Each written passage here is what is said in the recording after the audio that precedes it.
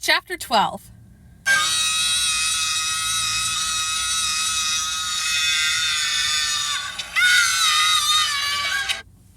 Kevin couldn't hold back a scream. He tore off down the street. Startled pedestrians turned to look.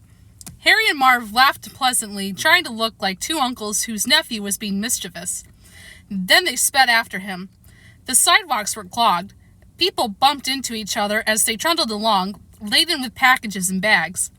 Kevin weaved among the crowd, dodging between the shoppers. He reached the street corner and ran into the stopped traffic on Madison Avenue. As he zigzagged between cars, horns trumpeted in his ears.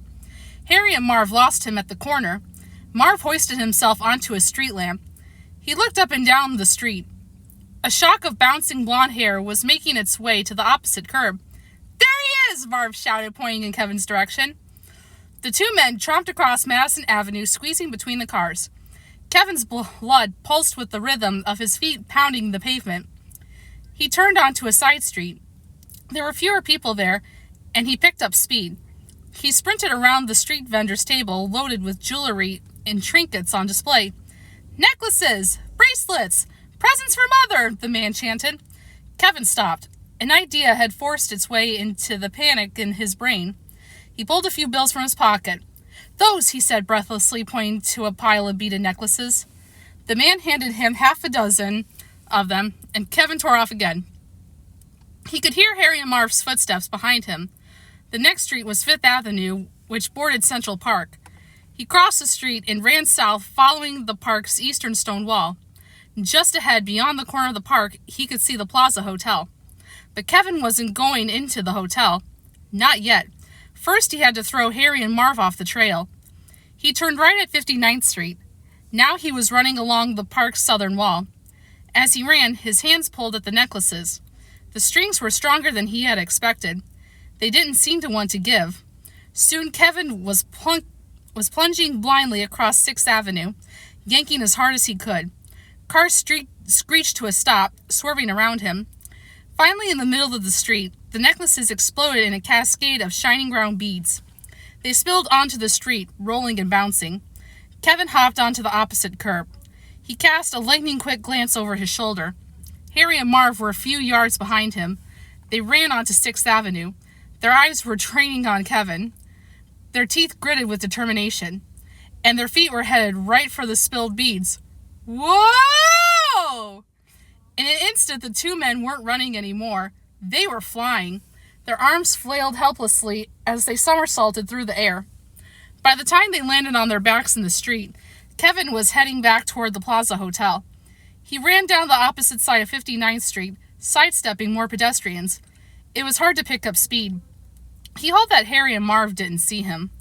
The plaza bordered on 59th Street, but its entrance was around the corner to the right. Kevin could see the back of a line of taxis that stretched all the way from the hotel entrance to the street. His old friend, the concierge, was loading a well-dressed couple into the last cab. As Kevin reached the corner, the concierge turned and saw him. With a stern face, he stepped directly into Kevin's path. Kevin stopped, panting for breath. He desperately wanted to turn the corner and get out of Harry and Marv's line of sight. "There's two guys," he said, gulping air and pointing toward 6th Avenue. The concierge's brow formed an angry ledge over his eyes. Without warning, he reached into Kevin's pocket. "Hey!" Kevin protested. "What's the matter?" the concierge said. "The store wouldn't take your..." He yanked out Kevin's credit card, an envelope full of cash. "Stolen credit card!" Kevin froze. The concierge grabbed him by the collar. Struggling to get loose, Kevin turned toward 6th Avenue. There, through a break in the traffic, he could see Harry rubbing his neck in pain and staring straight at him. Chapter 13. Kevin struggled, but the concierge's grip was strong. Finally, with a burst of strength, Kevin broke loose. The concierge leaped after him, but Kevin made tracks towards the hotel. He flew up the stairs and into the lobby. Behind him, the concierge's voice shattered in the muffled conversations of the hotel guests. "Stop that child!" All eyes turned to Kevin. People in the glass-walled restaurant dropped their silverware. There was a scream of shock. As Kevin ran past the front desk, he he saw the check-in clerk ducking out a back door. When Kevin rounded the corner to get to the elevators, he saw her again. She was blocking the elevator door. It slid open, as if beckoning Kevin to enter. As Kevin ran closer, the woman reached out to grab him. "He's rounding third and coming home," a voice shouted in Kevin's head. "It's going to be close. The catcher's blocking the plate." Kevin slid feet first. He slides! On the thick marble floor, he sailed under her legs. He scores! Kevin scrambled to his feet and hopped into an elevator. He turned to see the clerk staring at him in astonishment. The sound of stomping footfalls made her turn around. Holding her hands out in front of her, she let out a terrified scream. It was too late. The concierge and the bellman tried to slow down, but they had too much momentum. Kevin winced. With a loud thud, the two men plowed into the clerk. All three tumbled to the floor. The elevator door whooshed silently closed. Kevin exhaled deeply, then pressed 4. As the elevator rose, Kevin's mind was crowded with thoughts. But somehow one thought stuck out. The concierge had accused him of having a stolen credit card, and really, when you thought about it, he was right. Kevin slumped against the elevator's back wall. "I've committed credit card fraud." Harry and Marv limped down 59th Street. A bruise was already forming on Marv's face. Harry's pants were ripped and filthy. "We lost him," Marv moaned. "We didn't lose him," Harry retorted. "He went into the hotel. And when he comes out, wham, we'll get him." "What about his folks?" Harry grinned. "He ain't with his folks." "How do you know?" "How do I know?" Harry snorted at the stupidity of that question. "The kid was alone." Marv nodded. Massaging his aching head, he walked with Harry to the Plaza Hotel. As long as it took, they would wait. When the elevator opened on the 4th floor, Kevin dashed down the hall and into his suite. He ran through the living room and straight to the bedroom. There he picked up his travel bag and dumped everything out on the bed. His airplane ticket floated to the bedspread. Kevin grabbed the ticket and read it. It was his return trip to Chicago. He could probably use it at the New York airport. "I've had enough of this vacation," he declared. "I'm going home." Quickly he began loading his backpack. Toothbrush, Polaroid camera, and just a few other essentials. If he had to make a getaway, he might as well travel light. His ears perked up. Outside he could hear the swooshing of the elevator door and the clatter of running feet. No time to panic. He did the first thing that came to mind. Reaching for the video cabinet, he took out Angels with Even Filthier Souls. In one swift motion, he shoved it into the VCR, then flicked on the TV. He kept his finger on the volume, cranking it up full. Crash! Just outside the bedroom, in the suite's living room, the front door burst open. The television crackled to life. An image of a darkened room came on the screen. It was a familiar scene, exactly the one Kevin wanted. "Hold it right there," came the rough voice of Johnny the gangster. Kevin pressed mute on the remote. A frightened Carlotta moved her lips, but said nothing. The noise in the living room stopped. "This is the concierge, sir," came a firm but resistant voice. Kevin glanced towards the half-open bedroom door. Good. He couldn't see the people in the living room. That meant they couldn't see him. He pressed the mute button again. The sound toggled on mute, just as Johnny was stepping out of the shadows. "I knew it was you," he said. "I could smell you getting off the elevator." Kevin pressed mute for Carlotta's response. Then he pressed it again. "You were here last night too, wasn't you?" The concierge cleared his throat. Yes, sir, I was." Kevin was going to be an expert at shutting out everything but Johnny's angry voice. You were here smooching with my brother." "Oops." You must be mistaken, sir," came the concierge's shocked response. "Don't give me that. You've been smooching with every guy in town. Snuffy, Al, Leo, little Mo with the gimpy leg, Cheeks, Boney Bomb, Cliff. I could go on forever, baby." Kevin could barely stifle a laugh. He was dying to see the concierge's face. If he could have seen it go suddenly white. The concierge stood dumbstruck in the middle of the room, flanking by the bellman and the clerk. Behind him stood 2 burly security guards. One of the guards looked mortified. The bellman sneaked a look at the guard's name tag. Cliff. "I'm terribly sorry, sir, but you're mistaken," the concierge said. his voice trembling. "We're looking for a young man." Johnny's voice cut him off. "All right, I believe you." The concierge relaxed a little bit. "But my Tommy gun don't." 5 pairs of eyes went wide with disbelief in the living room. "Get down on your knees and tell me you love me." Kevin fast-forwarded to Johnny's next line, then pressed pause. In the next room, the concierge wiped beads of cold sweat from his forehead. "All of us, sir? Or just me?" There was no answer. Just to be safe, he turned to the others and commanded, "On your knees." Then in a timid voice, he called out to the bedroom, "I love you." The bellman wiped his brow. "Me too," he mumbled. Kevin pressed pause again, and Johnny snapped, "You gotta do better than that." From the living room, all the voices answered, "I love you." Kevin stifled a giggle. He quietly put on his coat and his backpack, stuffed his coat's pocket with bags of Doritos from the minibar, and clipped the talk boy onto his belt. At the last minute, he stuffed some Plaza stationery in his pack, a souvenir. Holding his ticket firmly, he tiptoed to the other end of the bedroom. There was a back doorway there, and Kevin pushed his way through. As he walked into the hallway, he could hear Johnny saying, "Maybe I'm off my hinges, but I believe you. That's why I'm going to let you go." Kevin shut the door without a click, ran down the hall, and ducked into the hotel stairwell. He kept the stairwell door open a crack and peeked through. No way was he going to miss the ending of this. Inside his living room, the concierge and his cohorts shuffled to their feet. They looked at each other with half smiles, embarrassed but relieved. "You got to the count of 3 to get your lousy, lying, low-down, four-flushing caucus out that door." In a mad scramble, they all rushed for the entrance. 1, 2... Clawing each other to get through first, the 5 of them tumbled out the door. As they ran for their lives, hotel guests peered out their doors in horror. Johnny's wild cackle echoed through the 4th-floor hallway over the sound of the machine gun fires. 3, his murderous voice rang out. Kevin mouthed the last words of the scene along with Johnny. "Merry Christmas, you two-timing floozy." With a grin of triumph, Kevin disappeared down the stairs. At the 1st floor, he ran out into a dingy corridor.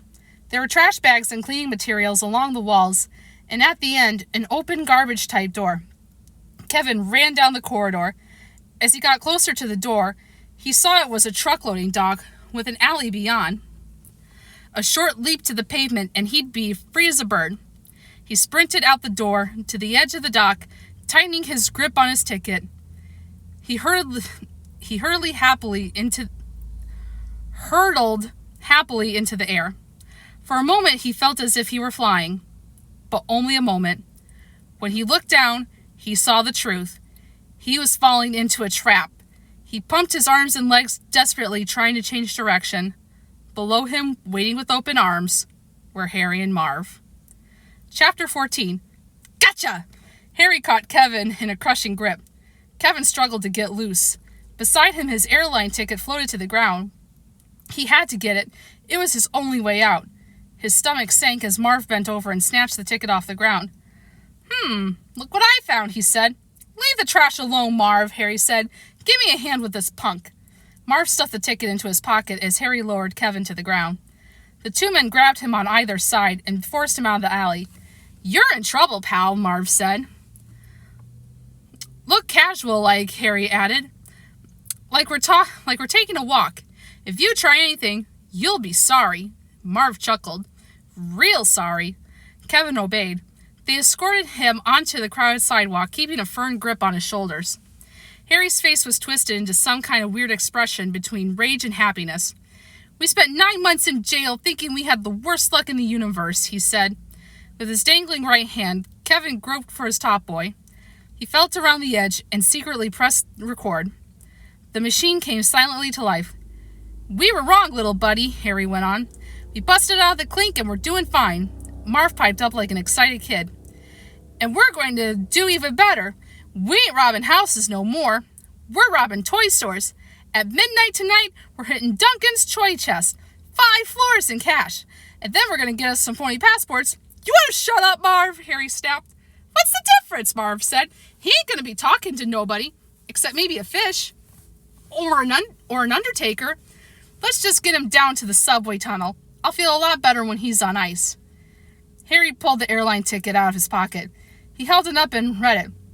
1 round trip to Miami. Get on the wrong plane, Squirt? With a grin, he tore the ticket in two. You won't be needing this no more. American Airlines don't fly to the promised land, little dude. He let the ticket pieces fall from his hand. As they floated to the sidewalk, Kevin's heart went along with them. The three of them crossed 59th Street toward the park. Kevin's eyes went straight to a group of tourists on the opposite curb. They were standing around a mounted policeman, oohing and awing about his horse. Kevin tried desperately to think of a way to get the officer's attention. I got a gun in my pocket, Harry said out the side of his mouth. You open your mouth and you'll be able to spit your gum out through your forehead. So much for that idea, Kevin thought. As Harry and Marv ducked their heads, Kevin cast a forlorn look at the officer. The policeman smiled at Kevin and winked. A friendly kind of look any cop might give a kid. Then he turned away to talk to the tourists. Harry sighed with relief. He yanked Kevin onto the curb and turned right. Together, they waited for the green light with a lot of people on the corner of 5th Avenue. Kevin caught a whiff of exotic perfume. Directly in front of him was a gorgeous young woman, a model, he figured. An idea flashed through his head. It was crazy. It was rude. But he had no right to do it, but it might work. He reached out and gave the woman a pinch. She let out a shriek of surprise and wheeled around. Marv blushed. He recognized her from the same corner 24 hours ago and from the toy store. Marv was glad she had no gorilla hand in which to hit him. She used her right fist instead. Marv spun away from the force of her blow. He let go of Kevin's hand. Kevin turned on Harry. He uncorked a punch right into his stomach. Harry dropped to his knees in pain. Kevin was free. He dashed to the stone wall and vaulted into Central Park. His feet hit the ground running. He had no idea where he was going. He only wanted to put as much distance as possible between himself and those two goons. How did they find him? What were they doing in New York? The questions flashed through Kevin's mind as he raced around a pond and up a hill. He passed a zoo and a carousel. Then he passed the zoo again. The pathways were curving around, making him backtrack. He sprang to his left, but had to stop at a busy road. Taxis whizzed by in a yellow blur for what seemed like hours. Finally, he was able to cross. He ran down a wide path and ended up at a huge fountain overlooking a small lake. The plaza around the fountain was swarming with kids and their nannies. Kevin felt a little safer in the crowd. Panting for breath, he sat on a stone bench. His eyes darted back in the direction he came from. In the distance, he could see Harry and Marv running toward the fountain. Kevin got up and turned to run away. Right by the edge of the plaza was a horse and buggy. The driver cheerfully pulled the blanket out of his rear compartment and handed it to a woman in the buggy. As he hopped into his seat and took the reins, he didn't notice Kevin watching him. Moments later, Harry and Marv huffed and puffed into the plaza. Kevin was nowhere in sight. Maybe we should take that, Marv said, pointing to the buggy. But Harry wasn't listening. One by one, he yanked the hoods off the kids around him. The kids sneered and yelled at him, but Harry didn't care. Maybe one of them was Kevin. We should have shot him when we had the chance, he said to Marv. I hate pulling a job knowing that kid's on the loose. What can he do? Marv said with a shrug. Kids are helpless. Not that kid. He don't got a house full of dangerous goodies this time. He's alone. He's in the park. Grown-up men come here and don't get out alive. Marv looked up at the sky. The sun was beginning to set. Soon the park would be dark. Yeah, he said, his face lined up with a devilish leer. Good luck, little fella, wherever you are. Dragging their feet with fatigue, Harry and Marv shuffled out of the park. Maybe the kid was in worse danger without them. A quarter of a mile north, the buggy turned into a narrow park road. The lid of its rear compartment slowly creaked open. Kevin cautiously peered out. This wasn't exactly a comfortable hiding place, not to mention the fact it was getting awfully dark. In the dimming sunlight, the trees looked gnarled and sinister. Their branches cast along pointed shadows across the street. Around them, the park was clearing out fast. Joggers, parents with strollers, roller skaters, Everyone seemed to be heading for the exits. A wave of fear and loneliness shuddered through Kevin. He could feel his teeth chatter. For the first time since he'd been here, he was scared for his life. "I want to go home," he whispered. A lonely, desperate question welled up from within. Casting his eyes to the slate gray sky, he let the words spill out. "Mom, where are you?" And with that, I'm going to go ahead and stop here. And please join me for our next reading.